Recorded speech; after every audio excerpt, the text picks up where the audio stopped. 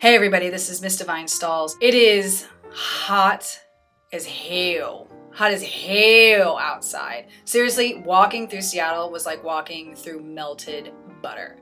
Big old stick of butter. It was no fun at all. So I've put my hair up, donned my favorite tank top, got on my shorts.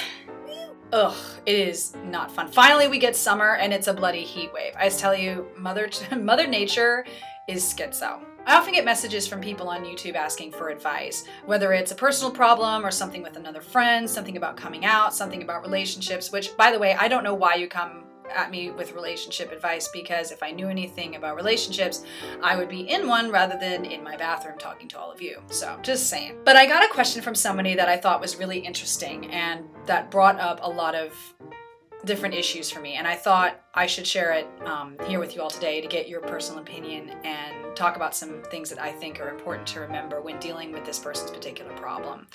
I'm not going to name the name of the person or give you their YouTube name or anything, just because I'd rather keep it private for their own sake, and this certainly isn't a, hey, go look at what this guy said.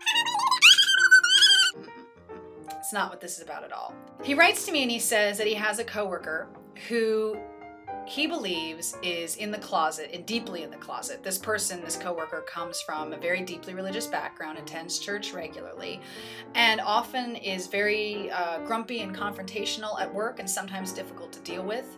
Also, the person who wrote to me says that this particular coworker has been seen out at gay bars with another woman, but seems exceedingly uncomfortable, is often checking out these other guys, or so this person who wrote to me said. And this person who wrote to me believes that this coworker is a closeted gay person and wanted to know how he could help his coworker come out of the closet. He suggested buying a book for this coworker about coming out and giving it to them privately. Here's the thing. I was reminded of an episode of Sally Jessy Raphael.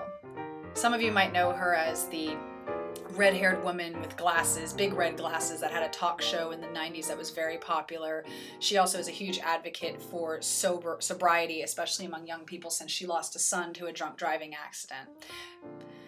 Anyways, on her show, she had an episode called Secret Crushes. It was about people and their secret crushes. One of the guests was this very flamboyant, very fun, very nice gay gentleman who came out and said that he had a crush on his neighbor. And they bring out the neighbor, who is this very heterosexual, very married, very family man, who turns down the gay neighbor and says, you know, I'm not interested. Thanks a lot. Can we move on to the next segment? Lo and behold, a few days later, the neighbor murders the gay man. Rather than be perceived as gay by the entire country, or at least the entire viewing audience of that episode of Sally Jessy Raphael, the neighbor murders his neighbor. Now, I'm not saying that the coworker is going to murder the person who wrote to me. I'm not saying that any violence could ensue should this person approach their coworker regarding their orientation and coming out process, however it might be. But I am saying that you can get yourself into a lot of hot water when you're trying to out someone or suggest that someone might be gay or might have feelings for you when you have no concrete evidence to justify this. Here's the thing. This is a coworker. You have their supervisor, your supervisor, other coworkers who might hear about it, an HR department. Lots and lots and lots and lots of factors involved when you're trying to deal with conflicts within the workplace. There's also a certain protocol with dealing with conflicts in the workplace that is very, very different than what you might deal with in your personal life. That being said, because you don't know for sure whether someone else is gay unless they tell you, you don't know what you're talking about. Period. You don't know a problem exists, thus how can you offer any sort of solution? Furthermore, because this coworker hasn't come to you and said anything about, hey, I'm closeted, I'm really freaking out, can you help me? Or how do I come out to my parents? Or what do I do about this? Because they have not said anything to you, your assumptions are just that. Assumptions. Assumptions are based on perceived notions, not truth, perceived notions that you yourself have concocted in your wee little brain. Thus, they are not concrete, they do not hold true, and they are not absolute truth because you assumed them. So here's the thing. My suggestion to this person was to nix this whole book idea, because then you're handing them concrete evidence that you think they are gay, which they can, if they chose, could turn into their HR department and their supervisor and say, this person gave me this.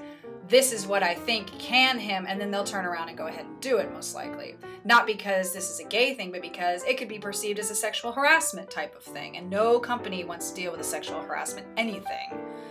Furthermore, you don't know, again, that this person is gay, thus you have nothing to go on. It's no different than when straight women perceive that one of their friends' husbands might be having an affair, so they go to that friend and say, hey, we just thought you should know.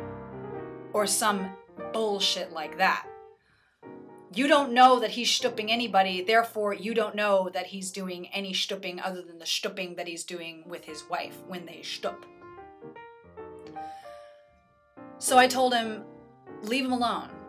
This has nothing to do with you. Be professional to this coworker when you're at work and say nothing of your perceived notions. If this person comes to you for advice, that's another thing, but because they have not, and you don't know that they're gay, and you don't know anything about their personal life other than what they may or may not tell you in the workplace, you don't know what you are talking about. Thus, you're in no position to help anybody. And if you really want to help this guy, you worry a little more about yourself and a lot less about him.